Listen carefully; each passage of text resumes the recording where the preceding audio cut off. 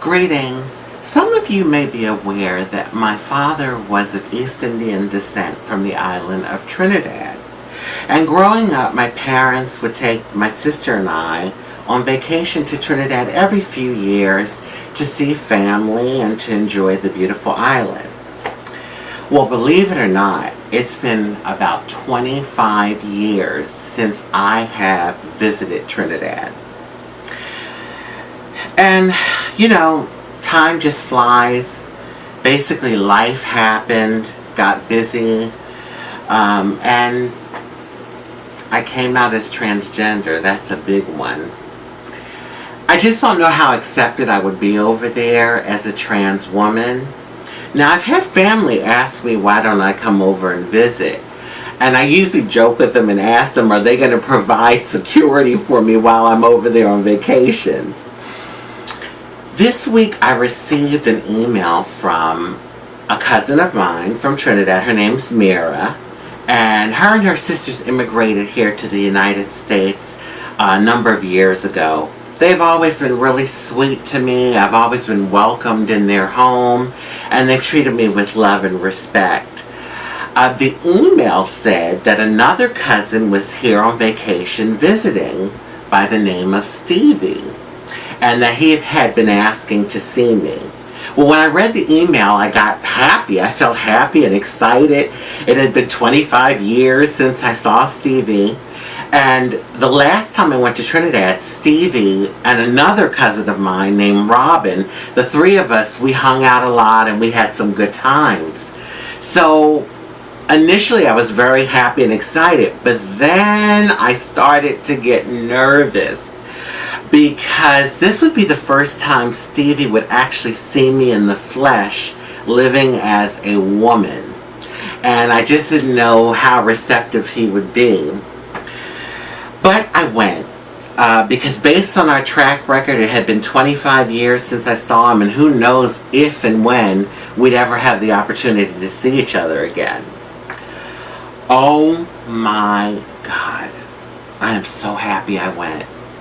When I walked in, Stevie got up and he came over to me and he hugged me. Then his wife of 22 years, Maureen, came and did the same. Shortly after my arrival, his children came down to meet me. His daughter, who is 21, her name is Kavita, and his son is 19. His name is Majindra. They both hugged me, and I just felt really welcomed. So we sat around talking. We talked about how the years had flown. And basically we talked about family, ones that have passed away, ones that are still here, what we'd been up to over the years. I basically got familiar with Maureen, Stevie's wife, and Stevie's two children, because it was the first time that I was actually meeting them. And then the questions about me being transgender came up. Now, it was basically that they were curious. It wasn't like, you know, it didn't make me feel uncomfortable. They just seemed to be very curious about my life and about what I had to say. During our gathering, Stevie said to me, and he looked right over at me in my eyes, and he says, you know what? He says, you're transgender. He says, some people may accept it, some people may not. He says, but you're our family. You're still family. And I have to say that that statement brought tears to my eyes, because in that moment I really felt the love. I really did. It was beautiful. But one of the questions that was asked is, how do I think God feels about transsexual people?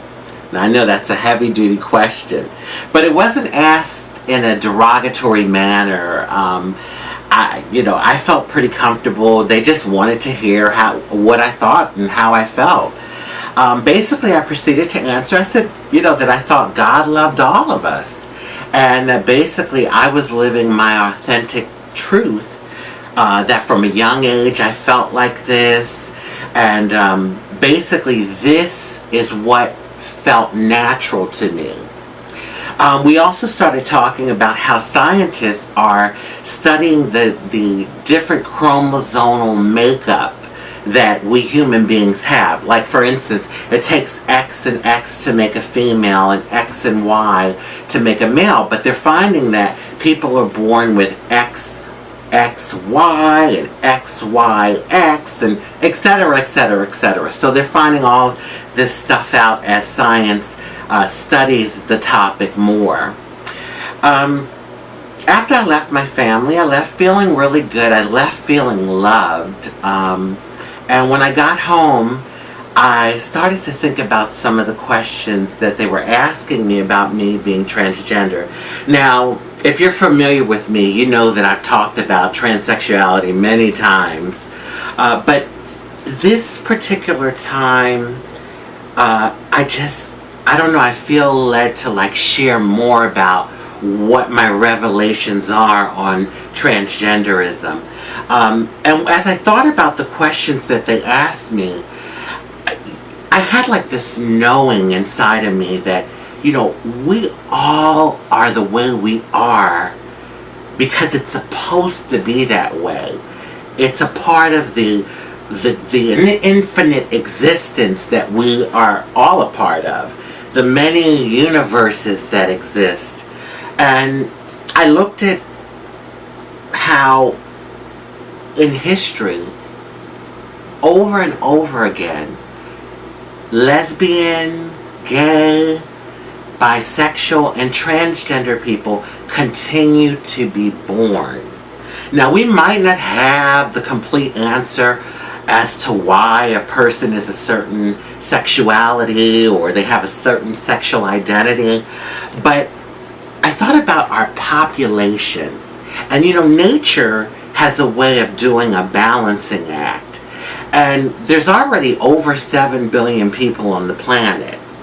I thought, you know, LGBT people could very well be nature's way of balancing out our population.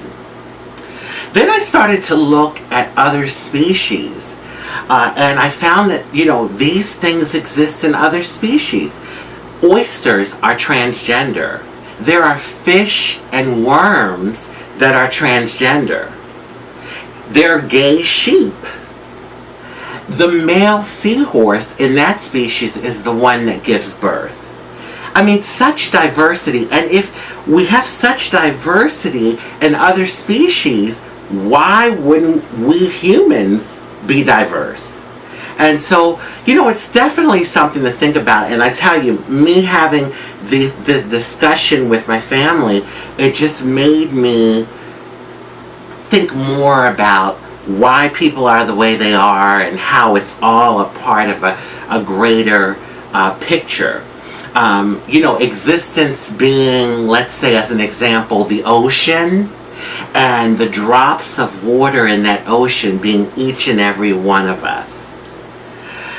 Well, I have to tell you, I just feel extremely grateful to have been able to see Stevie after all of these years, to meet his beautiful family, to experience their wonderful love, and to continue to have magnificent revelations about our existence.